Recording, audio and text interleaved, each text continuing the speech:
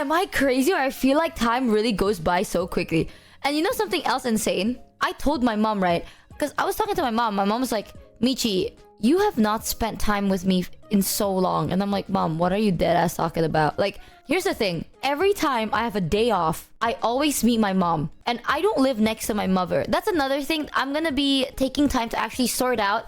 Chat, we might actually move, but I need to actually lock in for this. Yeah, I didn't know that moving was so difficult. I've moved in before, but every time I moved, it's either my family sorts it or Roomie sorts it for me. Like, all I know is like, pack your bags. And I'm like, okay.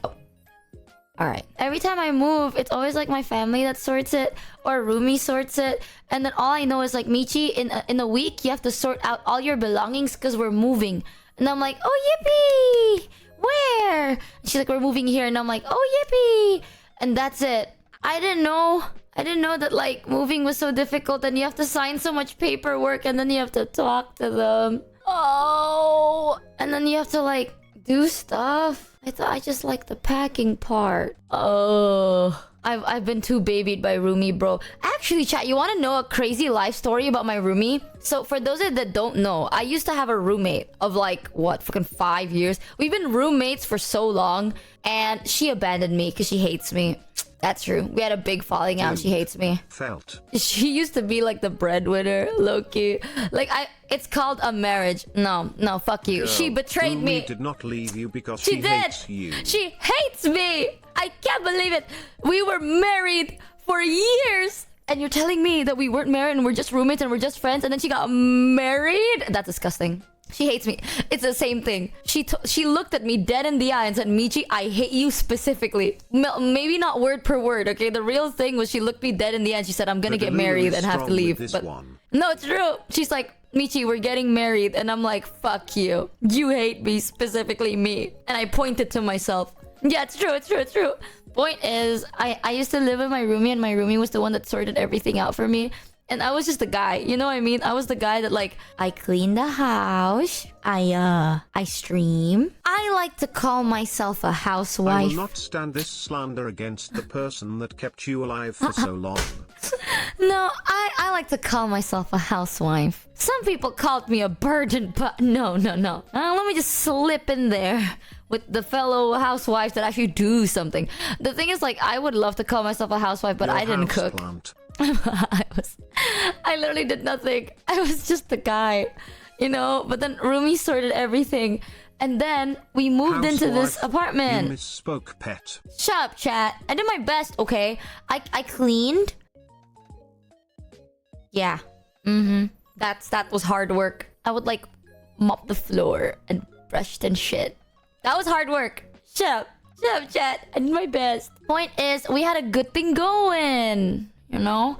And then she just, one day, she turned around. She's like, Michi, I hate you and I'm gonna leave you forever. And then she left to get married. It was disgusting. It was really fucking disgusting, actually, and did not bring me joy. But she did. She ended up getting married. It was a crazy love story, though. Was most of that cleaning just not making a mess by not doing anything? Listen, no, actually, I do clean, but I'm also very clean. So dead if you are the housewife. The number times she will go to the toilet will double and it will be bad. Excuse me? So, yeah, no, my roommate did have a crazy love story. I'll TLDR it for you because I've always talked about it. It's crazy. So, my roommate married her boyfriend of like 5-6 years. I don't even remember. I hate that man. I'm kidding. I don't. He's a very sweet guy, actually. They've been dating for 5 to 6 years and they were online. So they met online and they were long distance for like 4 years. Because she can't cook, chat. I can cook, but if every time I cook, if someone always gets sick and complains. So like, shut up. What do you want? Okay, this is one of those situations where people are like, be honest. And then I be honest and they hate me. Jealousy is an ugly emotion, Michi. Be glad for Roomie. No, man. Okay, you wanna know? So for Roomie, right? She met her boyfriend online. And then they were together for so long, like 5 years. And then they finally were able to meet after like 5 years. Because they were super long distance. And then usually online long distance relationships don't work out. They did, and they end up getting married. Yup. And chat, do you want to know a really cool update, by the way, that I also just found out, and I was like, that is insane. That is actually, congrats. You know what I mean? Also made me feel so fucking old and pathetic and low-key. Have you, okay, I'm just gonna say it. Have you ever been in a moment in life, chat? Isn't those 3 a.m. awakenings where you're like, damn, what am I doing with my life? Yeah, Roomie's pregnant. Oh my god, chat, did you do that? Did you know that my roomie is pregante actually? All the pregnant jokes are real. It's real. Huzzah! I know, isn't it insane? Kanuk upon? Udala. You know, my mom already said that to me. She was like, hey, your roomie's pregnant lah. When you? And I'm like, hey, you know, getting pregnant is easy. Getting pregnant is easy. Getting the married part is hard. Michi's roommate's kid official Twitch account where they'll never use it. Oh, but hell we get them no. more followers than you. Listen. That kid is not getting an account online until they're at least 50 years old. Yep. I said that. They are not going on the internet until they're, you know what? No, 60 years old. Absolutely not. You are not going to ruin this precious child. Close your ears. But I really do hope everything goes well for Roomie. Because here's the thing, me and Roomie, we have like similar conditions, like health-wise. So the fact that she's pregnant, I'm so proud of her. Like, she really wanted to get pregnant, and she was like working really hard for it because we kind of got fucked up body systems, right? We got hormonal problems, you know what I mean? So we have like similar issues. So Roomie like went through a lot of like effort to get pregnant, and she finally got pregnant after like what? 2 years of leaving my ass. Imagine. I don't care. I will always take it personally, and I'm going to frame it in the worst possible something. Yeah, fertility treatments. Yeah, she did. You know, I can't believe it. She abandoned me. She hates me. The world revolves around me. Yup. No, but I'm super proud of her. I'm so excited. I'm so proud of her. And then, not gonna lie though, when Roomie told me, because Roomie told me like recently, and she was like, guess who's gonna be a mom? And I'm like, oh my god, congrats. I had that 3 a.m. awakening midday. To her. Oh. She will be an excellent mother after all the practice she went through living with you. Ha. Okay, first of all, I'm not that hard to maintain, alright? I feel like compared to a baby, I'm pretty good. Fuck you. Second of all, ban that guy. Just ban that guy. I don't like him. Anymore. How dare you?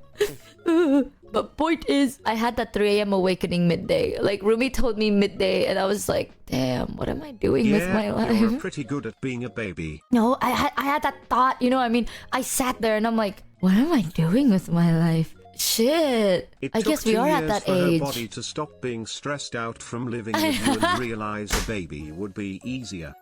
Excuse me. You're right. You're not that hard to maintain. You're Not. 100 times worse. Okay. Fuck you, chat. Now, her job will be easier after taking care of a VTuber. Hey, I met my roomie before I was a VTuber, okay? So this living style of mine, it wasn't a VTuber thing. It's just a me thing. And at least I can clean. What? Can the baby pick up a mop? I don't think so. Does the baby know how to brush their floor? I don't think so. I think the baby only knows how to poop itself. Yeah. So you are the problem. Girl, you are too young and successful to be going through a midlife crisis. I'm young. Jokes aside, there's no Thank right you. or wrong way to live your life. You do what you want to do. Comparison is the thief of joy. No, you know what's crazy, chat? Oh, fuck. I don't know how to word this. Baby might have an easier time opening your water. Okay, man. That's more concerning. Also, you don't even know how to poop yourself. Okay, well, I have constipation, okay? I'm going through it. I'm trying my best. God, chat. God. Girl, you can't Jesus. even make it back to your crib to sleep. Bro, the baby's not even born yet. And they're already better than me. It's over. Whatever. Baby Whatever, would man. probably be bigger than Michi TVH. Man, I'm telling you, this is so fucked up. It's you're right. Comparison is the thief of joy. I'm getting compared to a fucking baby, bro. My god. Eat more fiber? I have. All I eat is fiber, chat. I just have constipation. I don't know what to tell you. I can't poop. Point is, I realized a lot of things. I'm at that point. My friends at my age, all of my friends at my age, they're all either married, engaged, or pregnant. You know what's also insane? Okay, I'm gonna say something, but I don't know if this is like relatable or if it's just me. When Roomie told me she was pregnant, I was like, oh my god, shit. You know, like I had like an instant panic response, and then I'm like, wait, no, it's a good thing because she's married and she wants to get pregnant, and she's been like trying so hard to get pregnant, and she's finally pregnant. Good on her. You know, like you're married, you've been trying to get pregnant for years. Good on. But like instantly, I had like a weird panic response where I'm like, oh my god, you're pregnant. I don't know how to word it. You know what I mean? I feel like when I was growing up, when people tell you they're pregnant, it's usually not good news. It's like people are like, oh my god, I'm pregnant. What am I gonna do? And they're stressing out because they're like not in a point in their life where they're ready to be pregnant. You know what I mean? But then they decide to fuck around, find out, and they got pregnant. And now you're like, oh my god, what are you gonna do? And they're like, I don't know what I'm gonna do. So then when my roommate told me that she was pregnant, I was like, oh my god, what are you gonna do? And she's like, raise it? And I was like, oh yeah, all right. But no, I'm very happy about them and I'm so proud. Bro, I want to tell you, by the way, during the wedding, we had like a blessing, right? There's like a section for the blessing thing, and I was like maid of honor. So I was standing. There's like so many pictures of me standing right next to Roomie, and they were all so fucking ugly, like of me, because I was crying. Like the whole time during the wedding, like everyone was smiling and laughing, and I was the only one crying my ass out. So I'm just like, so all the pictures were of me like this. Like that. Like I was standing there with a flower bouquet, you know what I mean? And like I was like dressed for like the occasion. Everyone was smiling and happy, and I was standing there like, you gonna move? Do you have to move out tomorrow? Like, what if you postpone your honeymoon and then you don't have to move tomorrow? What if you move like next year? What if you don't? What if you move in 2 years? Have you thought about? You don't have to move today. Like you could move like next year. You don't have to. There's one picture where I looked good, and that was me standing with like a serving plate because I was serving people. That's it. The only picture where I looked good was me as like a servant. And I was like standing there. There was like a picture of me standing with like holding people's plates and shit. Every other picture, especially with like good lighting, I was like crying or like I just cried. So my face looks like I over blushed myself. She betrayed me. They should just move you into a spare room. Then you can be the crazy cat auntie. I know. That's what I thought too. I told them then. They're like, no, Michi, we need alone time. And I'm like, no, you don't. No, you don't get it, chat. She looked me dead in the eye and she was like, I hate you. She pointed at me and she went, I hate you specifically, Michi and Mochievee. You! It's true. The thing she told me was, oh my god, I got married. But like, still, that's the same thing. Word per word, same thing. Close enough. She's like, Michi, I need to move out because I'm gonna get married and I need to live with my husband. Same thing. She looked at me and was like, fuck you in particular. I hate you. So, yeah, I took that seriously. But basically, it's been 2 years since that horrible betrayal. Michi, nothing says you have to have the same social goals as others. We know you've always wanted to adopt children. So if you feel like you needs goal, start with being able to take care of yourself. Cause if you can even feed yourself, how you gonna take care of a child that depends on you to survive? But now you are Auntie Michi, which means you can take revenge. When the kid is about 5, start buying them all the stuff the parents don't want them to have. Nerf guns, toys with lights and sirens, things like that. So then they will like me better. You're right. You're right. I will look my roomie dead in the ass and I say, I fucking hate you. Yeah. And then I do that. The truth is, when you have a kid, it's their story. This new chapter of your life is the beginning of their book. So it's a big decision. 100% I agree though, Mel. I agree. I've always wanted to be a mom. That's why it's like, I've said this to like, okay, I'm gonna say this right. I do not want to have smacks unless I am married. Very true. Because if you have smacks, there is a chance you might get pregnant. And I am not going to take that chance unless I am financially capable of raising that child. That child, listen, I have my own set of childhood traumas, right? And this is what I've realized, actually, low-key, no matter how you raise a kid, the kid is going to be like, there are moments in life where you're gonna hurt their feelings. It's very normal, you know? Because like, there will always be disagreements, but kids will take that to heart. right? So I am going to make sure that kid is mostly happy. You know, like I can't guarantee 100% happiness, but I'm aiming for a solid 85%. You know, like 85% happiness. Or like they can look back at their childhoods and they're like, damn, I had a good childhood, honestly. Like I was pretty happy, you know what I mean? So I want to be like financially, that's why I have my own opinions on marriage. It doesn't have to be your opinion. Like my opinion when it comes to like SMEX, marriage, relationship, it's just for me, for myself, because I'm a different person, right? Does that mean your decision or opinion is wrong? No, you're valid for what you want to do. It's your life, your rules type shit. But for me, I think marriage and relationships are two different things. Like, I don't think marriage is a testament on how much you love someone. I've always said this, and this is what I think is the truth. If you love someone and you want to be committed to them, you ask them out. Like, you date them, right? But if you want to marry them, it's not about love or commitment anymore. You have to be in a position in your life where you are comfortable and you are secure and you feel good emotionally, financially, physically, mentally, everything Ali. And then your partner also has to be in the same situation where they are also in a good, happy place in their life. And then you both have to make this conscious decision, blah, blah, blah, aware decision to be like, you know what? It's time for us to become a family. And then that's how you get married. Conscientious. I don't know how to pronounce it. Aware. Because I think some people, right, if you only marry them because you want to prove to them how loyal you are, you don't gotta do that, you know? If you want to prove that you are a loyal person, it takes time. Some things in life are beautiful because you cannot make them in a day or two. If you want to prove to them that you're loyal and you're committed and you're dedicated, the joy of it is you have to do that in the course of a long period of time. Conscientious.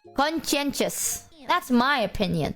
You just be loyal forehead. The thing about loyalty and commitment, right? It takes so long to build, but only one day to destroy. And that is very important. That is very, very important. You can be loyal for 4 years. You cheat one time, over, right? So I always think that if you want, okay, I'm gonna say it. Maybe I'm wrong because I've never really dated, but this is my opinion from seeing so many relationships, right? Being loyal and being committed is a conscientious decision too. You're not like naturally, it doesn't naturally come to you. You know what I mean? Like sometimes you will have moments where you're like maybe side-eyeing somebody, or maybe you're like, oh, this person can be a little bit interesting.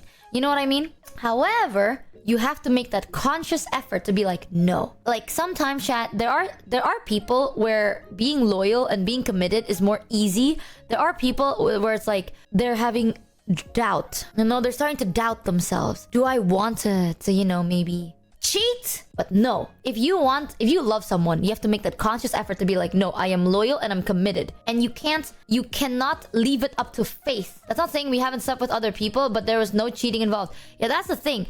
It's open communication. If you are in a moment in life where you're like, oh, I kind of want to, be with somebody else, break up. Break up with your lover. Do not two-time.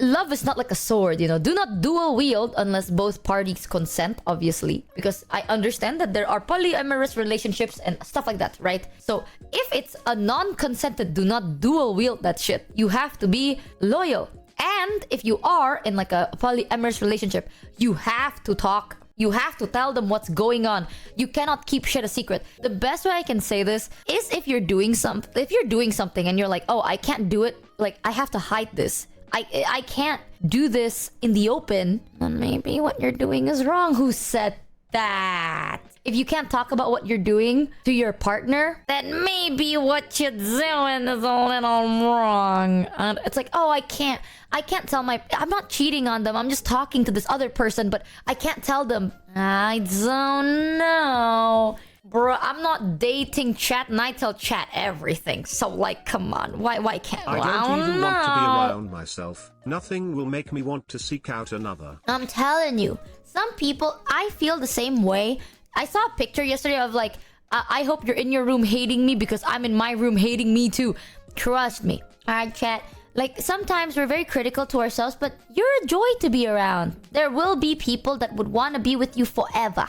Don't box yourself up like this. Shaking my head. I think when it comes to like relationships and stuff like that, I follow the 3-month rule because that's what I've also learned. And this is so weird. I'm gonna tell you, okay?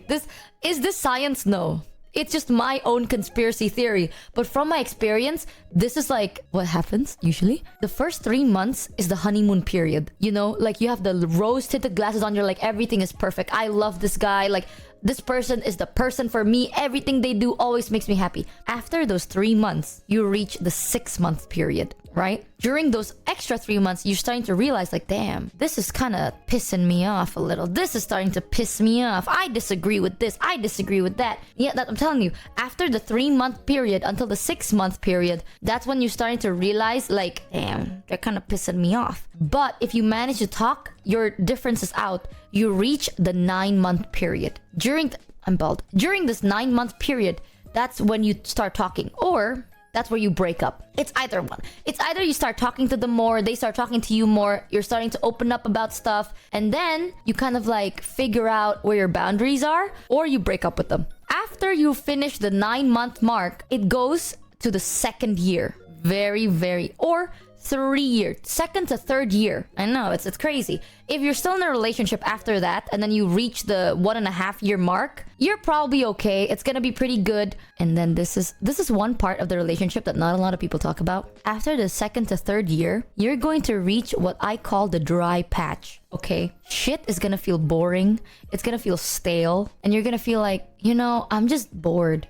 Like, I want something new, or something's just getting too repetitive. It's a thing, and you're starting to doubt everything. Because you know what? I'm gonna tell you this. Love, or romance in love, doesn't happen every day. It doesn't just naturally come to you. You have to work on it. Yep, I'm telling you that. And usually in this points in life, people either, I don't know, they either break up, do something they probably regret, get really sad because now they're overthinking it, or they lock in extra hard. Either way, it is very normal to have a dry patch. All of my friends have this like love listening to an experienced lover. I'm a lover, not a hater.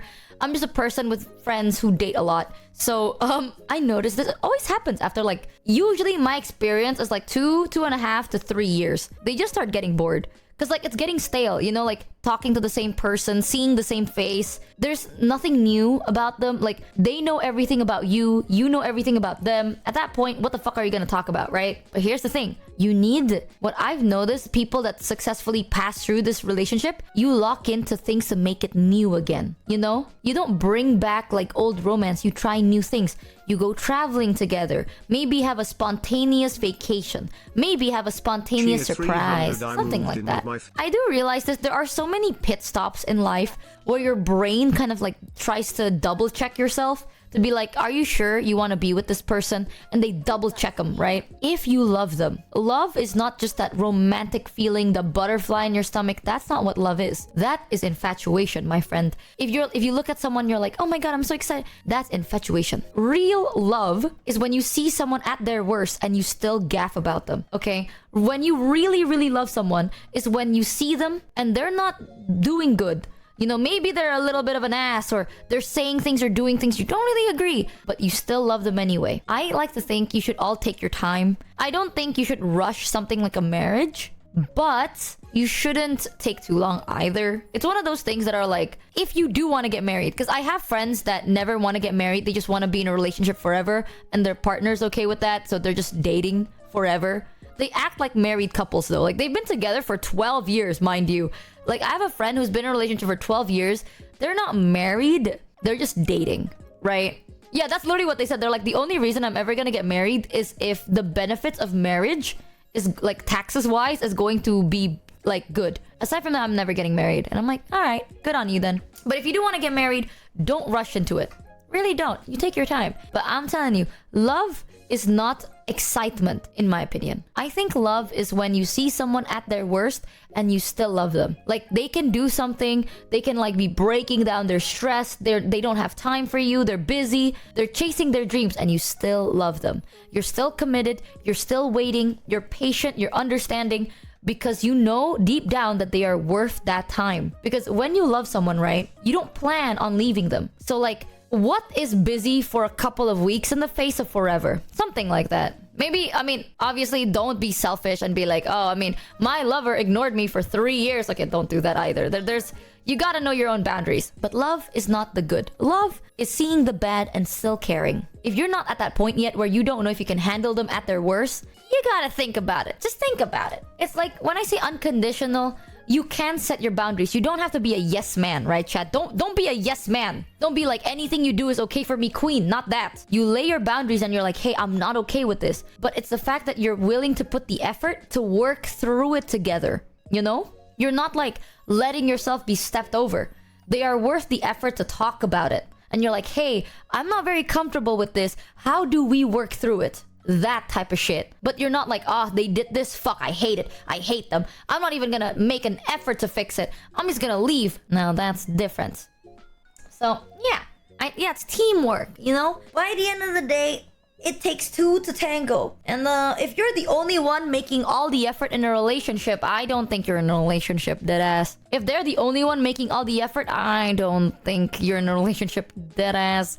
If you want to be committed and they don't want to be committed, I'm sorry. I'll be the bringer of bad news, chat, but I don't know, man. When you love someone, you're gonna eventually open up. Over the course of a period of time, you're gonna be more open, you're gonna be more vulnerable, you're gonna let them see yourself for like who you really, really are. The worst, the best, everything about you, right? So it's gonna hurt. That's why, chat, love is not complicated. It's a journey, okay? People say it's complicated because sometimes your emotions and your mind doesn't really connect together. How you feel and what you think of, it doesn't make sense. And sometimes people get confused. But you know, chat, that's what makes it worth trying. Okay, because in a relationship, it's just two people trying their best. That's what it is. You're trying your best, they're trying their best. You will make mistakes, you will fuck up. That's okay. You work through it or you cut it out. Love is a wonderful thing, but it is also something you have to work for in a relationship. Exactly. Love is a wonderful thing because real love takes a lot of effort. And anything with a lot of effort and time and dedication will always be beautiful. So here's the thing. Love is only beautiful if you also receive it, right? I've noticed this nowadays. People are like, love is beautiful. So then you give. So many people give love. Like you're just loving someone so much. And then they're not willing to reciprocate it, you know? They don't match your freak, as the youngins say. And eventually you get tired. Love is only beautiful when it's a two-way street. Because when you give them love and they give it back to you, it fuels you up and you love them back. That's the joy of everything. You don't want to overdo it. And sometimes if you're like, I love my partner, but I feel like they're not giving me enough. Either you talk about it to them and they make the effort to change, or you talk about it to them, they don't make the effort to change, and you leave. I feel like one of the biggest reasons I'm not really too invested in this love part of my life, I don't know, but I feel like I have high standards. I'm not gonna lie, chat, I do feel like I have really high standards, but maybe I'm coping. But it's because like if I'm gonna date someone, right, I am not in it for the short run. Like I'm not in this to be like, oh, you're hot and you're attractive and I just want to sleep with you. No, I'm not in it for that. I'm in it for like, are you going to be a good parent? Like, can we support each other? You know, can we support a child? Because that's what I want in life. So I have very specific standards. That means you know what you want. Like my standards are very family oriented. If I meet someone and I love someone, I love them so much and they're like, no, fuck, I hate kids. I can't do it. I can't because like my goal is to be a mom. Right? And at that point, I'm just investing time and effort in something that I know isn't gonna work out. Because, yeah, it's about the long term. I'm in it for the long term game. I'm not in it to be like, oh, I love you, or like the waking up in the morning to the I love yous and going to bed with the I love yous. It's not that shit. I'm in it for like the one day we're gonna be old and happy together. That's what I'm in it for. So I feel even my mom was like, Michi, you know, sometimes maybe your standard is a bit too high. And I'm like, no, it's not, I swear. There is so many people in the world, okay? Eventually I'll find someone. Eventually there will be somebody that will match my freak. I believe, or I'll die alone. Whatever. Either one, I'm fine with it. I'm okay with dying alone. I'm fine with that. If one day I never have love and I just have really good friends, I'm surrounded by people who care about me, who gaff, right? And they love me, I'm okay with that too. But I'm not gonna say no to the possibility of love. Of course not. In case my mother is listening, which I'm pretty sure she is. Don't worry, Mom. Don't worry. I'm not closed out to it. I'm just okay with it. And I'll say my mom is not very happy with that.